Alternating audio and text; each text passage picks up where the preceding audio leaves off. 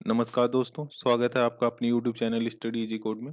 दोस्तों, आज हम डिस्कस करेंगे एक सुप्रीम कोर्ट का जो जजमेंट आया है, जो सेक्सुअल असॉल्ट केसेस आ रहे हैं हमारे सोसाइटी में, उस पे। ठीक है। जैसे बहुत सारे ऐसे सेक्सुअल असॉल्ट के केसेस होते हैं जो पार्टीज म्यूचुअली उसको रिजॉल्व कर लेते हैं। जैसे जो सेक्सुअल असॉल्ट किया होता है और जो विक्टिम होता है, दोनों की फैमिली मेंबर्स उसको अपने बेसिस पे ही रिजॉल्व कर लेते हैं। तो इसी से रिलेटेड सुप्रीम कोर्ट का एक काफी बड़ा जजमेंट आया है, तो हम उसको आज देखेंगे इस वीडियो में। तो चलिए शुरू करते हैं। ये हिंदुस्तान टाइम्स का आर्टिकल है, जिसमें सुप्रीम कोर्ट ने बोला है compromises can not B basis for dismissal of sexual harassment cases. ठीक है। मतलब जो सेक्सुअल हरासमेंट केसेस हैं उसे कॉम्प्रोमाइज बेसिस पे रिजॉल्व नहीं किया जा सकता है। चलिए आगे बढ़ते हैं। न्यूज़ में यही है कि जो सेक्सुअल हरासमेंट के केसेस हैं वह कॉम्प्रोमाइज बेसिस पे रिजॉल्व नहीं किए जा सकते हैं, क्योंकि इसका जो केसेस इस टाइप के जो केसेस होते हैं कहीं ना कहीं हमारे सोसाइटी पे काफ़ी डिप इम्पैक्ट डालते हैं। ठीक है। देखिए, सच offence have serious impact on the society. तो इसी वजह से इसे अगर कॉम्प्रोमाइज बेसिस पे रिजॉल्व किया जा रहा है तो हमारा कहीं ना कहीं जो पॉपुलेशन है उस पर एक नेगेटिव इम्पैक्ट डालेगा। अगर कहीं फर्दर ऐसे केसेस आते हैं, जो महिलाएं हैं और ज़्यादा इनसिक्योर फील करेंगी इस सब चीज़ों को लेकर। ठीक है। तो कहीं ना कहीं इसे कॉम्प्रोमाइज बेसिस पे रिजॉल्व नहीं किया जा सकता। ऑब्जर्वेशन आया है, जो राजस्थान हाई कोर्ट है उसने एक कस कर दिया है, मतलब एक जो एफआईआर था टीचर के अगेंस्ट उसे खत्म कर दिया गया है। वो एफआईआर बेसिकली क्या था कि टीचर ने मोलेस कर दिया था एक 16 ईयर्स ओल्ड गर्ल का एट स्कूल, जो राजस्थान सवाई माधोपुर डिस्ट्रिक्ट में था। ठीक है। मतलब 16 ईयर्स गर्ल चाइल्ड थी, उसका मोलेशन किया था स्कूल में, स्पेशली उस टाइम पे जब कोई वहां पे था नहीं। ठीक है। तो इसी के अगेंस्ट एफआईआर लिखाया गया था।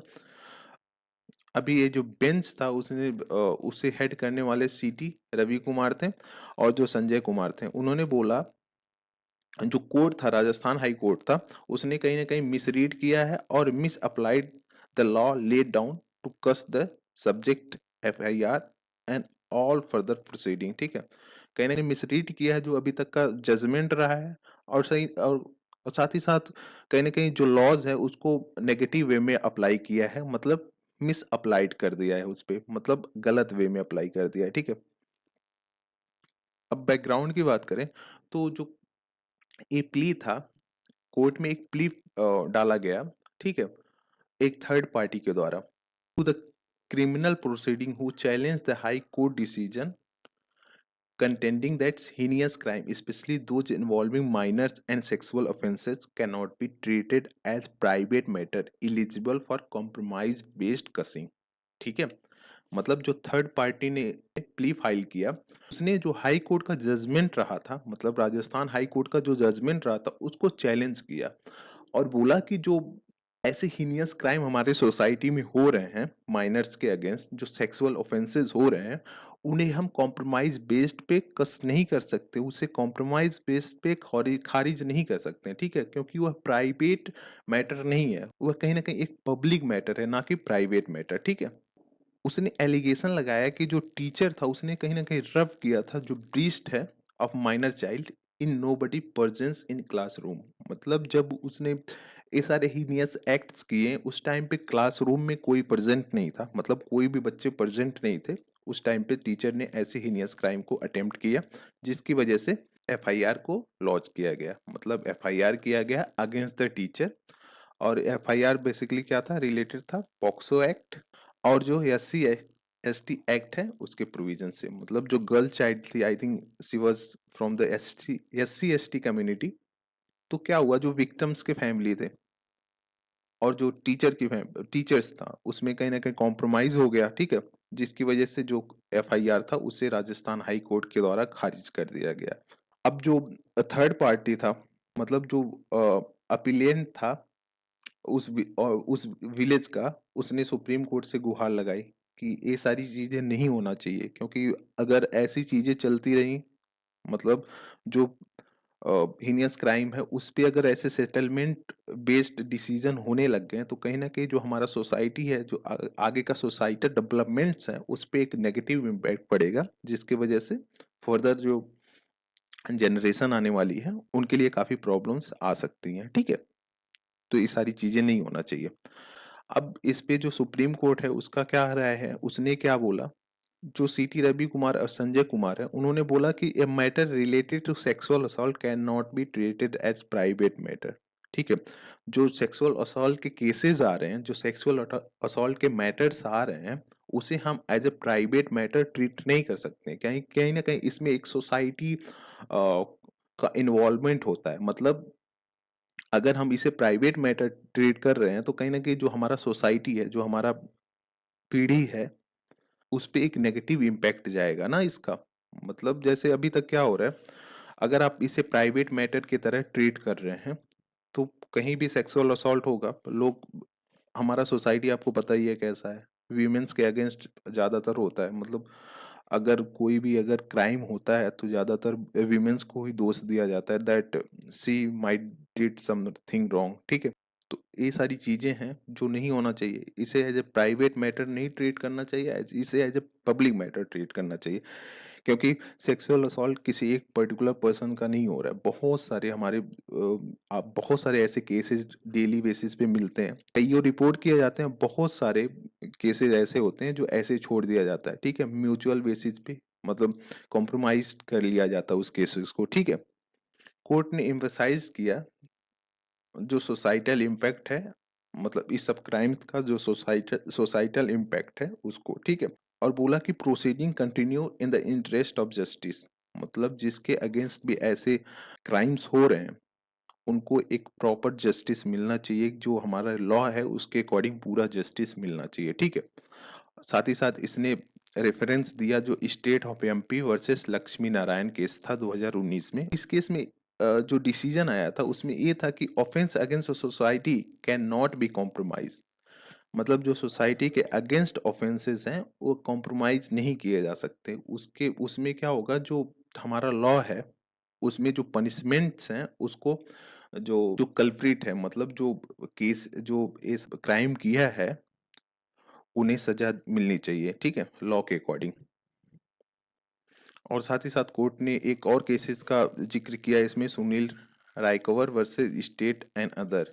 उसने बोला कि जो पोक्सो के केसेस होते हैं they are not permitted to settled, मतलब जो पोक्से के केसेस जो आ रहे हैं हमारे सोसाइटी में, जो पोक्से के केसेस अभी तक चल रहे हैं उसे हम सेटलमेंट बेसिस पे रिजॉल्व नहीं कर सकते, उसमें जो पनिशमेंट है उसे देना ही चाहिए। कोर्ट ने रिजेक्ट कर दिया जो रिस्पोंडेंट का आर्ग्यूमेंट था कि एक जो थर्ड पर्सन है जो कि पार्ट नहीं है इस क्रिमिनल प्रोसीडिंग का, वह जो सुप्रीम कोर्ट या जो हाई कोर्ट का जजमेंट है उसको चैलेंज नहीं कर सकता, जो इसे इस पर्सन ने किया था, जो उस लड़की के विलेज का एक जो आदमी था उसने एक चैलेंज किया था ना सुप्रीम कोर्ट में, जो हाई कोर्ट का डिसीजन था। तो उसी में जो रिस्पोंडेंट था उसका जो आर्ग्यूमेंट था कि यह पर्सन या कोई अदर थर्ड पर्सन जो इस प्रोसीडिंग का पार्ट नहीं है वो चैलेंज नहीं कर सकता, तो सुप्रीम कोर्ट ने इसको भी रिजेक्ट कर दिया। कोर्ट ने बोला जो सेक्सुअल असॉल्ट के केसेस आ रहे हैं, मतलब जो उसके ऑफेंसेस हैं वह कहीं ना कहीं काफी ग्रेव है और कहीं ना कहीं सोसाइटी को इम्पैक्ट कर रहा है, जिसकी वजह से उसे कैटेगराइज नहीं किया जा सकता एज ए प्राइवेट डिस्प्यूट, और उसको अ, कस नहीं किया जाता उसे, मतलब सेटलमेंट बेसिस पे रिजॉल्व नहीं किया जा सकता, ठीक है। सुप्रीम कोर्ट ने जब इसको खत्म किया तो हाई कोर्ट का क्या, हाई कोर्ट ने क्या बोला, जो राजस्थान हाई कोर्ट ने उसने ज्ञान Kaur versus state of Punjab का केस का जिक्र किया, जिसमें ये बताया कि जो डिस्प्यूट है between the parties is private, not having much impact on society, then the high court should not hesitate to cast the FIR। मतलब कोई भी ऐसा केस है जो, मतलब प्राइवेट केस है, मतलब जो म्यूचुअल अंडरस्टैंडिंग से रिजॉल्व हो सकती है, ठीक है, और जो सोसाइटी पे इम्पैक्ट नहीं डाल रहा है उसे हाई कोर्ट खत्म कर सकता है, ठीक है। मतलब हाई कोर्ट के द्वारा उसे 10 बार ही नहीं सोचना पड़ेगा खत्म करने से पहले, ठीक है। बट जो सुप्रीम कोर्ट है उसने बोला कि जो हाई कोर्ट का डिसीजन है वो कहीं ना कहीं रॉन्गली अप्लाइड है, ठीक है। जो डिक्टम है ज्ञान Kaur versus state of Punjab का, वह कहीं ना कहीं जो राजस्थान हाई कोर्ट ने है रॉन्गली अप्लाई किया है इस केस पे। सुप्रीम कोर्ट ने यह भी बोला जो हाई कोर्ट है कहीं ना कहीं vest with the duty to examine whether the compromise entered between the party could be acted upon or not in the interest of justice. मतलब हाई कोर्ट को ये पावर है कि वह जो केसेस आ रहे हैं चीजों को उसे एग्जामिन करे कि उसका हमारे सोसाइटी पे इम्पैक्ट है कि नहीं है, तो उसके बेसिस पे जो डिसीजन लिया जा रहा है वो लिया जाए, ठीक है। और जो अभी प्रेजेंट केस है जो high court Rajasthan high court के द्वारा डिसीजन लिया गया है वह कहीं ना कहीं प्रॉपर एग्जामिन नहीं किया गया था केसेस का, जिसकी वजह से ये सिचुएशन क्रिएट हुआ है, ठीक है। अब कंक्लूजन क्या है? कंक्लूजन ही है कि जो हाई कोर्ट का डिसीजन है गलत था, जिस पे सुप्रीम कोर्ट ने एक एक्शन लिया। और जो क्रिमिनल प्रोसीडिंग हो रही थी एक्यूज के अगेंस्ट, मतलब जो टीचर था उसके अगेंस्ट जो क्रिमिनल प्रोसीडिंग हो रही थी अभी तक उसे कंटिन्यू किया जाएगा। और साथ ही साथ यह भी बोला कि जो पोक्सो के केसेस है इन्वॉल्व सीरियस पब्लिक इंटरेस्ट, इसी वजह से उसे कॉम्प्रोमाइज बेसिस पे रिजॉल्व नहीं किया जा सकता। तो इस वीडियो में बस इतना ही। कहीं ना कहीं ये काफ़ी इंपॉर्टेंट डिसीजन था सुप्रीम कोर्ट का, जो अभी तक जैसे हमारे यहाँ बहुत सारे ऐसे केसेस लंबे लंबे केसेस चलते रहते हैं इस सब चीज़ों पे, ठीक है। उसे रिजॉल्व करने की वजह लिए क्या होता है कि पार्टी सामने आती हैं, उसे कॉम्प्रोमाइज बेसिस पे रिजॉल्व कर लिया जाता है, ठीक है। अभी आप देखो राजस्थान में या फिर लगभग ऑल ओवर इंडिया में ऐसे केसेस मिलते हैं जहाँ पे सेक्सुअल असॉल्ट के जो केसेस होते हैं, मतलब कोई भी पर्सन अगर रेप कर दे रहा है किसी भी अ, महिला का, तो क्या क्या करते हैं लोग? शादी करा देते हैं एक दूसरे से, सोचते हैं कि रिजॉल्व हो गया case, but that is not the right thing to deal with the kind of issues, ठीक है। इसके लिए हमें प्रॉपर जो लॉज हैं उसको फॉलो फॉलो करना होता है। उनके उन्होंने क्राइम किया तो उसकी सज़ा उन्हें मिलनी चाहिए, नहीं तो ऐसे जो केसेस हैं और भी प्रेवलेंट होंगे हमारे सोसाइटी में, जिसकी वजह से सोसाइटल डिग्रेडेशन भी देखने को मिल सकता है फ्यूचर में। तो ये सारी चीज़ें हैं। So thank you for watching. Please do like share and subscribe. Thank you guys.